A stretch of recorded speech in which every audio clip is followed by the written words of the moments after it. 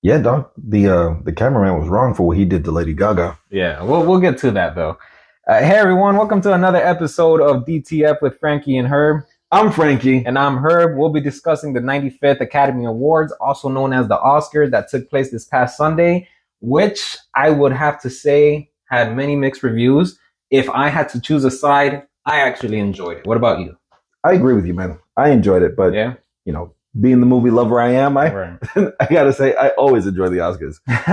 Of course. I'll be honest. It was the Oscars during COVID. I didn't watch that one, but I enjoyed this one. This one was really, really good, man. I enjoyed it. I was very, very excited to see Jimmy Kimmel host again. This is his second time hosting in just 5 years, which is pretty impressive, as for someone with his career. Was it 3 times? Yeah, his third time. This is his third time hosting. Okay, well, third time hosting, but 2 within the past 5 years. Oh, exactly. Right. But yeah, man. So what did you think about Kimmel's gig? I thought Kimmel's return to the Oscars was perfect, absolutely perfect. I don't think, especially after what happened last year, I don't think there was anybody who could have addressed it and ignored it better than Jimmy Kimmel did. Mm-hmm. Jimmy Kimmel he's just the perfect combination of playful and serious. Yeah. Oh, yeah. Yeah. So I thought he did a fantastic job passive aggressively addressing it. Absolutely. Yeah. Kimmel is like a goat when it comes to like dry humor, and that's exactly his delivery punchlines. What was the first thing that he said about the slap from last year? So he talked about the changes that were going on in the Oscars this year. And he mentioned the crisis team that they had created and whatnot. And he says, so, in case anybody wants to, if there's an incident that happened like last year, right? If you come up on stage and assault someone, they're going to do exactly what they did last year, which is award the assailant with Best Actor of the Year. Yeah. And they get to go to the after party. I think Jimmy Kimmel did a fantastic job hosting, dog. Yeah, I think he did a great job. My only thing is I don't think there was enough Jimmy Kimmel. My gosh, that's usually, true. At least from previous hosts, there would be moments where the host would come, mid-show to continue a little bit more jokes, or even like I was telling you earlier, they would, pan into the guest that's sitting there and, he'll start making jokes about each of them. Basically like a roast, type of thing. Yeah. But I thought it was great. He definitely addressed the Will Smith slap, which was everybody was anticipating was going to be addressed, and he did it amazingly. The fact that he said, hey, if anybody decides to come up here and get jiggy with it, a reference to one of Will Smith's songs, one of his 5 hits or something like that. Everybody here, just do exactly what you did last year. Do nothing. Let me tell you something. Maybe give the assailant a hug or something like that afterwards. Jimmy Kimmel, he went in on the Academy. He went in on Will Smith. And he went in on the audience with just that one joke. Yeah, he said, my goodness, man. He went in on everybody with just that one joke. Yeah, it was great, though. I really liked his, the way that Jimmy Kimmel is. Like I said, his dry humor to me is amazing. I love dry humor. And I just give him, if I had to rate him from at least this past Sunday's Oscars, I would give him an 8 out of 10, truthfully. It could have been a solid 10, just like his last time hosting. But yeah, like you said, just not enough Jimmy. That would have helped. Before we get too much into that, man, do want to talk about the red carpet a little bit, man. Oh, yeah. Not Not just the red carpet, but some of the other changes, right? Like you said, we didn't get enough Jimmy, and it was due to one of the changes. They in past Oscars, they started eliminating presenting awards on television. So I would have to say that was one of the things that took Jimmy away from us, was more awards being presented on camera, So they had to fill in all this, and the Oscars are still 3.5 hours long, and that's because they brought back televising a lot of the awards. Really? Yeah. I wasn't. Yeah. Okay. I didn't know that they did award. You know what? You're absolutely right, because I remember last year, whenever after a commercial break, they'll come back saying, showing a preview of who just won this previous award, and it'll be something short, like live action short or something like that, But it was cool. I personally, like I was telling you on Oscars night, I personally like hearing the speeches from these people because, bro, this is the Oscars. This is the final goodbye to the award season, you know? So for them to actually win this and go up on that mic, to have one of the biggest platforms in the world, bro, they have a voice. And I think they should be able to express their voice on live television. So that was great. I like that. I really did. Now let's talk about some of the wins. Let's talk about some of the wins. Let's start with one that I think is going to be not controversial, but definitely a lot of mixed, reviews. The Angela Bassett, Oh my goodness. best supporting actress in a movie. Jamie Lee Curtis won it for Everything and Everywhere All at Once. That I would say what she probably had maybe in total 15, 20 minutes. Exactly. In a 2 hour and 19-minute film, Yeah. we see her less than 25. Yeah. Bro, Less than half an hour, bro. less than half an hour. Compared Exactly. to Angela Bassett, who was in Wakanda Forever from beginning to end with an amazing scene where she displayed her acting skills, which is one of the reasons why she was nominated for this. Yeah. So I really thought she was going to take it. I was watching her reaction the entire time before they announced it. And you could tell she was visibly upset. But I'm not going to lie to you. I also saw maybe like she knew that was going to happen. Again, this is the Oscars we're talking about. Yeah. That's not too disappointing. But hey. Let me tell you, man, easily, right? You said maybe controversial, but this was easily the biggest upset of the night. Not taking anything away from Jamie Lee Curtis. Phenomenal actress. Absolutely. Has a very stellar career in Hollywood, but she shouldn't have won Best Supporting Actress for this movie. Yeah, absolutely. Like honestly, Freaky Friday would have been a better choice for her to win a Best Supporting Actress for. Yeah. But for this movie, she should not have won this award.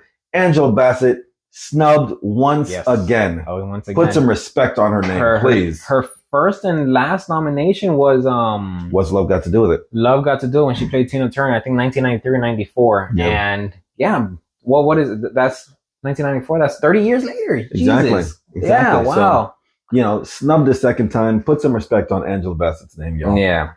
Well, what else? What was another one that you enjoyed or that you didn't enjoy?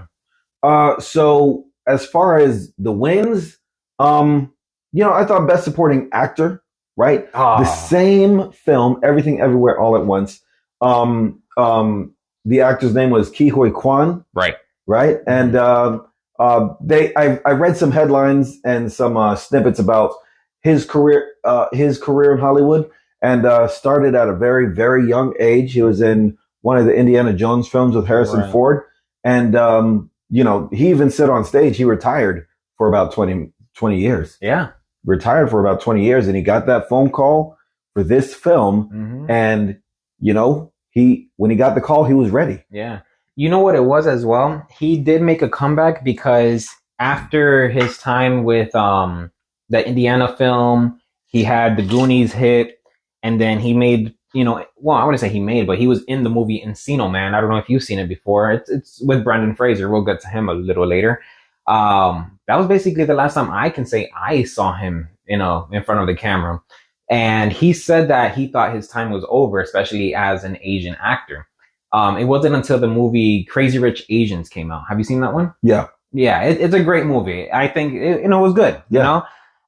He said it wasn't until that movie came out where he saw it and he was just like, wow. Like a whole movie of Asians, and not just a whole movie of Asians, but it's killing the award. A blockbuster, exactly. Dude, yeah, that year, Crazy Rich Asians, held it down with the award season that year. And then that's when he decided to get an agent again and a manager, and quickly people were like, oh, he's back, and obviously we're in a time where a lot of people are making comebacks, or not just people, but films, categories and genres, are making a comeback. And so, which is one of the reasons why he was casted as, this guy in this movie, and he did amazing. He really did amazing. And I loved his speech. Like I was telling you earlier, that's one of the biggest platforms in the world. and he got up there and let it all out. He let his emotions fly. You know, a lot of people go up there thinking, you know, just with the mindset of it's just an award. Yes, it's just an award, but at the end of the day, it's an award that a lot of people work for that, you know, they weren't able to achieve or, you know, and stuff like that. And he was excited, you know, so he looked dead in the camera and said, Mom, I just won an Oscar. Bro, that hit me. Oh yeah. That hit me. Oh yeah. Like his acceptance speech was, I will say, the most moving of the night, easily, right? Especially for I want to say a man, right? Especially for a man, letting out all that emotion. In today's world, we're not really allowed to and whatnot, you know. And just, you know, his words. He said that his wife, even in his retirement, encouraged him every single day and said, you will get that call. Your day will come. Your day will come. Oh my gosh, man. It actually, that part moved me as well because, you know, I'm married, you know, married 5 years and it's strong, keep going. Love you, babe. He, you know, when he said that his wife kept telling him, you know, your day will come. All I could think about was my wife, you know, because, you know, there's, you know, there's moments where I have my, you know, I'm human. I'm human with goals and dreams, and of course I get frustrated sometimes, and you know she's always there to give that same support. So I can't wait to be able to get on that same platform one day. There you go, man. Yeah. Let's talk about Rihanna's. So the musical performance of "Lift Me Up" by Rihanna. Let me tell you something, man. A lot of people, for whatever reason, do not like that song. I thought the song was powerful. Yeah, it is. I think the song is moving. Why won't people like it? I don't know, man. Ask Facebook. I don't know. But they got all these memes out there where people be like, you know, they see Rihanna's song "Lift Me Up" start and then it says changes radio station. I don't get that, but I thought it was one, I think is a great song. Two, watching her perform it live was amazing also. The emotion that she poured into the lyrics was seen while she was, you know, and especially while she is pregnant, you know. That's pregnant musicians, they put out bangers every single time, right? But this performance from Rihanna, I thought was really, really powerful, moving, touching. You know, you were singing the whole time. You were singing all the time. I was like, am I listening to Rihanna or Henry? but yeah, man, I loved the performance, man. The what I didn't like was the musical performance of "This Is Life." That was they were up for best song with "Everything Everywhere All at Once," right? And I didn't like that song because the song sounded great in the movie. But on the Oscar stage, they had some of the cast members perform the song along with the songwriter. The songwriter could not sing. The cast member could not sing. It just didn't sound good. Right. Like it was almost laughable. Like, and if you watch the movie, there are a lot of funny moments in there, but you know, everything everywhere all at once is a really deep film, touching, powerful, all that. But there are funny moments. But the song performance of "This Is Life" with the cast from the film, laughable. Yeah. I really, they didn't do the song justice by making that decision. Yeah. I'll tell you one thing though. One performance that definitely caught my attention. You know, I'm not really much into music that much, but one song that really caught my attention was the award-winning song. Oh, Not to from RRR. RRR. Yeah, that's the one. Or. You know.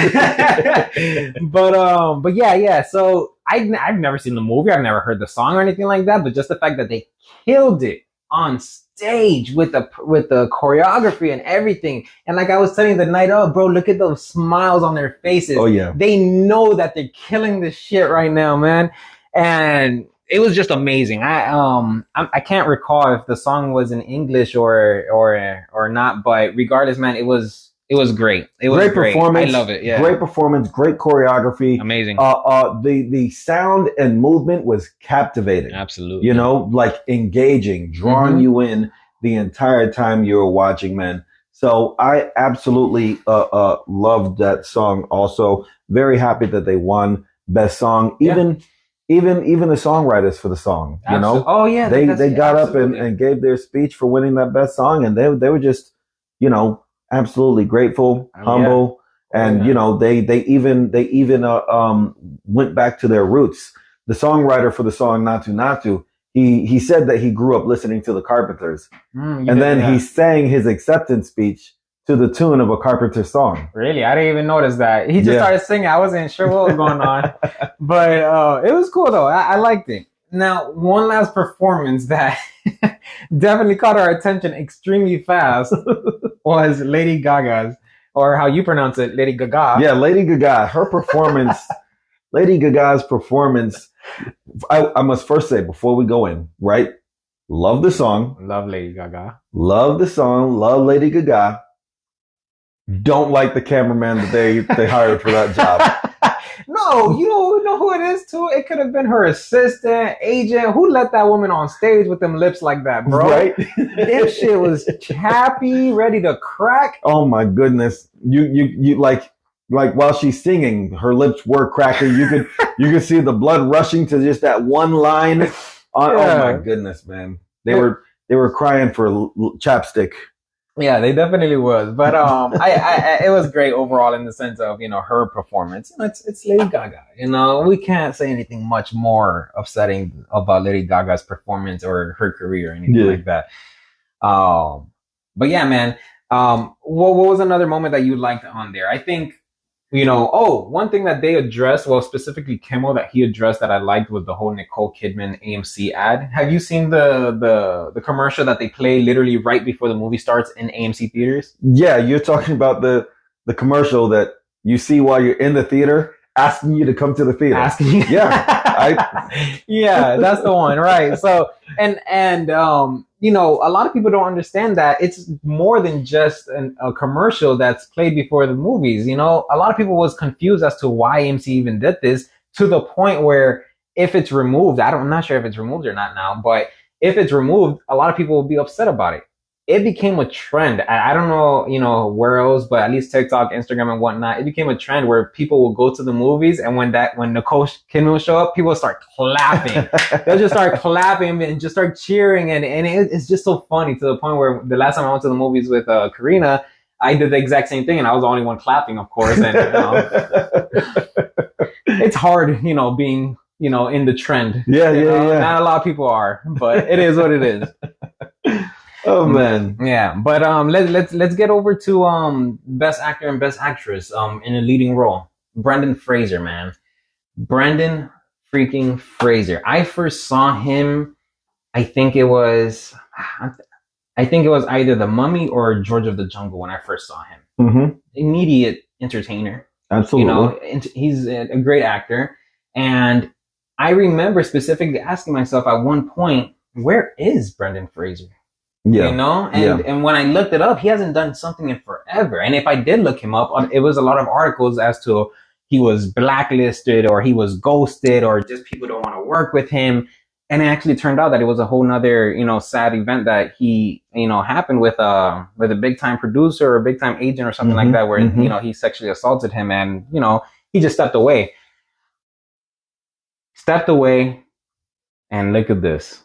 Talk about a comeback, bro. You took the words out of my mouth, man. Talk about a comeback, bro. So with Brendan Fraser disappearing for so long, I am happy to see him back. Mm-hmm. And I am happy that this is the way that he returned and is welcomed, right? Like the movie The Whale, immediately moving in the first 20 minutes. 20 minutes in, and you are feeling the emotion on the screen. You are feeling whatever he is talking about. You are feeling a range of emotions, sad, like concerned, you know, upset, like a range of emotions. And the movie is immediately just captivating. It's pulling you in. Yeah. And I was very happy to have seen The Whale. I'm very happy that he was nominated. Mm-hmm. Easily he deserved that win. Yeah. I'm not gonna lie to you. I saw The Whale in theaters, and it was amazing. Loved it. Sad, very dramatic from beginning to end. And I don't usually watch those type of movies. Or at least if I do, I watch it at home. I don't go to the theaters for that. I go to the theaters for pure entertainment, action, comedy, and so forth. But for a dramatic movie like that, I had to watch it because it was Brendan Fraser, and there was a lot of talk about his performance and everything like that. So I watched it and I loved it. Now, if I have to be honest though, I really did think and a little bit feel that Austin Butler should have won Best Actor, specifically only because The Whale and Brendan Fraser. I remember somebody once told me before that when it comes to winning an Oscar, you have to remember that it's not just based off of the movie itself. Oh, the movie is good all around. Cool. But let's talk about the performance, the performance itself, what the actor put themselves through to bring this character alive. Mm-hmm. Brendan Fraser did amazing. I'm not denying that whatsoever. But Austin Butler literally brought back Elvis. Yeah. And a lot of people may not be a fan of Elvis. That was the 1950s. That was way beyond our time, but it's Elvis. You can't, it's like saying Michael Jackson. You know the name without even having to look at a picture. That's true. So Austin Butler did a great performance in the sense of singing, showing anger. He cried in the movie. He showed different emotions. And that's one of the reasons why I personally felt like, not that he should have won, but I just thought he was going to win. But Brendan Fraser definitely deserved it in the sense of, hey, it was a fair game. It was a fair vote to the Academy Board and everything like that. So cheers to Brendan Fraser for that win. It was great. His speech, personally, I didn't think I cared for. It was very moving in the sense of him as a comeback actor. Yes. But yeah, that's all I really have to say about that. I'll agree with you. His speech was something almost like an inside joke. Mm-hmm. Like you could compare it to an inside joke. If you don't know everything he was talking about, if you didn't keep up with him, if you didn't even watch the movie, right? Yeah. Exactly. People who didn't watch the movie, you really couldn't relate to whatever. Like you could not fully convey what he was feeling in that moment if you didn't watch the movie or keep up with him while he was disappearing. Exactly. Yeah. Again, biggest platform. One of the biggest platforms in the world, Let's talk about leading actress. Michelle Yeoh. Michelle Yeoh winning that thing for Everything Everywhere All at Once. Easily deserved. Yes. I knew she had that thing. Yes. I absolutely knew she had it. The movie was really, really great. She did a phenomenal job in that film, right? The sincere moments, the serious moments, the sad moments, the comedic moments, the action moments. Mm-hmm. Michelle Yeoh is, I don't know exactly how old she is, but an older woman in an action film and selling it.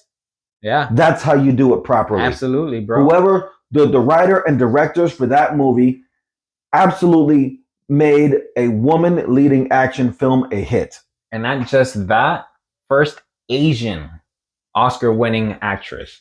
That is another, historical moment, not just for her or the Asian community, but also for the Oscars. You get me? 95 years of the Oscars, and you're telling me, well, then again, it started a long time ago. It was a different generation back then. Progress. Yeah, progress. We're getting there. We're getting there. But yeah, man. And one thing that they mentioned as well was that she is an action movie star, but she has no training in martial arts. Can you believe that? I could not believe that when they said it. When they said that, like she's walking up to the stage to pick up the movie, to pick up the Oscar. Yeah. And even though she's played in countless action films, has no formal martial arts training. She has no training. I said, why would they embarrass her like that? Why would they put her business out there like that? She should have done a flip just to show everybody, Right?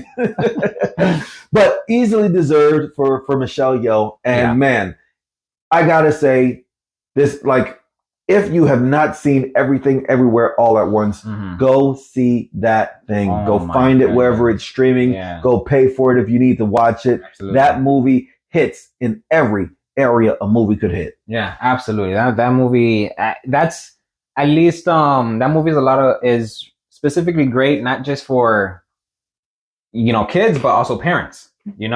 Because there's meaningful messages not just for the child but also for the parent itself, themselves. Yeah, bro, a lot of realizations, especially in today's world where parents are realizing, hey, I did things to you growing up that, wasn't really that helpful as I thought it could have or would have been, So yeah, man, it's a great movie overall. I really like that they won Best Picture as well. I think they definitely deserved Best Picture. And funny enough, Harrison Ford, was presenting the award for Best Picture, and and like we discussed earlier, the Best Supporting Actor who won, Ke Huy Quan. There we go. His first film was Indiana Jones. He was the kid that was with him throughout the whole movie. Yeah. And I remember watching him, I wasn't there when, it came out, but I remember watching as a kid that kid, I'm like, oh, that's cool. Like, I wish I was a freaking kid action star.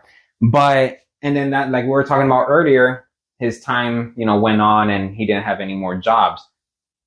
Who knows when was the last time he was in contact with Harrison freaking Ford, Exactly. And here we are 30 years later, Harrison Ford presenting Best Picture. And the first person that comes on stage is Ke Huy Quan. Exactly, and gives him this tremendous hug. Here's a side-by-side picture that we're looking at with young Harrison Ford and young Ke Huy Quan.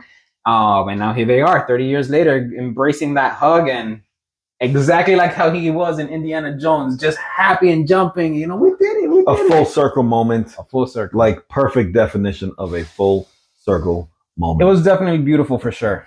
It was very, very beautiful. Anything else that you want to talk about that specifically hit you during the Oscars? During the Oscars? Or even before, like maybe the red carpet. I got one actually. It's not anything big, but it was Hugh Grant. Did you see that interview that Hugh Grant had with Ashley Graham? What the hell was that about, man? Let me tell you something. That's an example of not doing your homework. Exactly. Ashley Graham asked him, "Oh, you're in Glass Onion." Yeah, Glass Onion, Knives Out, Glass Onion. It was a great movie. How did you feel having fun on set? And he really responded, "I was only in it for 3 seconds." And she goes, "Oh yeah, but didn't you have fun?" He goes, "Kind of, I guess, for 3 seconds, sure." Oh my goodness. You got to remember, a lot of people don't, especially the people like Hugh Grant, who's always on set. That's nothing as special as, it is for most people. Exactly. He sees that as, an ordinary day. Hugh Grant's been in the game for a really long time. Yeah. So that was pretty interesting. Questlove had freaking encrusted diamond Crocs. Shout out to Crocs. Shout out to Crocs. That was funny. So, speaking of outfits and whatnot, something did come up. A lot of the changes they made in the Oscars this year, I have two to mention. Mm-hmm. One was, I guess they're both about the red carpet. So the first one was that we didn't have a red carpet this year. This year they had a champagne carpet, and they did. They said it was to cause less clashing with outfits. Right. Let's say somebody walked in with purple and behind them is this scarlet red carpet. Mm-hmm. Right. And I guess they felt like that clashed on outfits. But now an incredible amount of white gowns on the carpet. Right. And the champagne carpet fell flat, making everyone's outfits look dull. Oh, yeah. Not good at all. Second thing I wanted to talk about on the red carpet was so we mentioned Progress earlier. Mm-hmm. Man, so Coda, Child of Deaf Adults, won a lot of awards last year, and this year at the Academy Awards, they had an ASL translator behind everyone being interviewed. I actually noticed that, and I was confused at first. I thought to myself, is this actor or actress, deaf or anything? But no, it was simply because Coda won last year. So because of the audience that they gained within the absolutely, that community, hey, they tuned in, and I love that they were ready. Hey, here's your ASL translator. Here you go. Doing gang signs and everything like that. It was great. But yeah, I thought that was very, very respectful. I thought it was very, very great in that case. Overall, the Oscars this year was a phenomenal one, right? No incidents of violence. No incidents. A lot of the awards were deserved. Yeah. Only one incredibly huge upset. Yeah.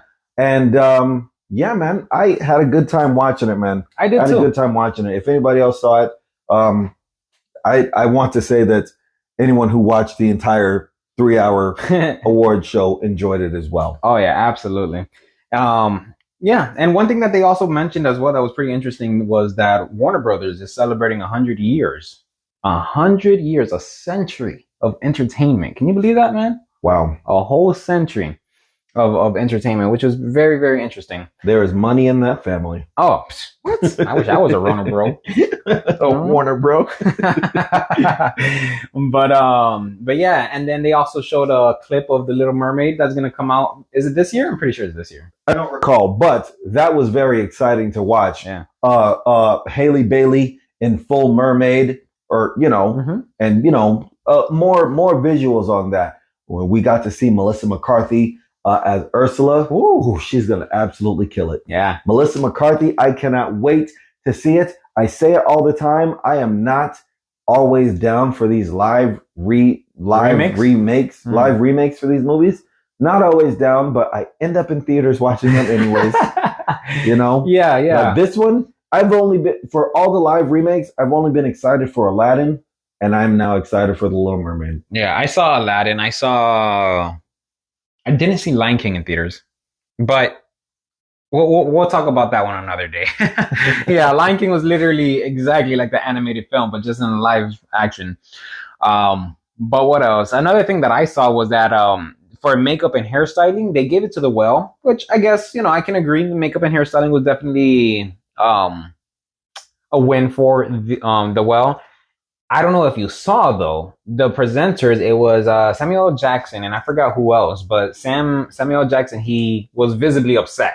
Mm-hmm. He like actually gave like little yeah. So it was his female partner that was there. She opened the envelope and you just see him like just just like a quick of course. Yeah. And they gave it to the Well, and of course he was obviously going for Wakanda Forever, which I agree. I feel like it could have gone to Wakanda Forever. But again, if you watch The Well, then you kind of have an understanding as to the effort and work that a lot of people put to make this character come to life. But at least Wakanda Forever did win best costume. That there was no brainer on that one for sure. But yeah. Yeah, man. So that's all my opinions on the Oscars. Everything that we talked about, I absolutely enjoyed it enough to, talk about it. And I just, man, I don't know why people wouldn't want to watch the Academy Awards. Exactly. A lot of people don't watch. I guess it's mainly because they don't watch a lot of the movies that are being nominated.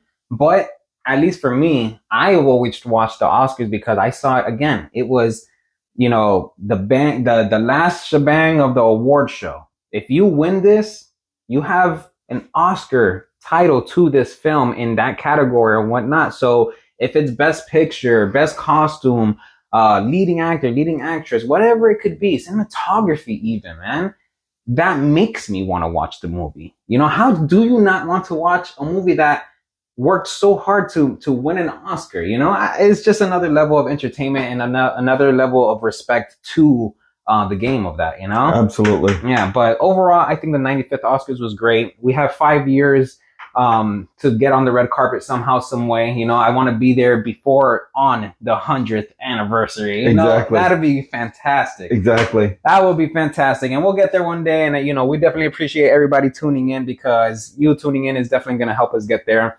Any last words you want to mention? I want you all to tune in and follow us on all of our platforms, guys. Again, thank you for listening to us now, but we are on IG. Go follow us at discuss.the.film. We are on Spotify, DTF with Frankie and Herb. We are on YouTube at DTF WFH. And we are coming to Twitter, guys, at Discuss the Film. We are coming to Twitter. Please go follow us on all those platforms. Everyone have a great night, morning, afternoon, whatever time you're listening. Thank you once again. I'm Frankie. And I'm Herb. We'll discuss the film next time.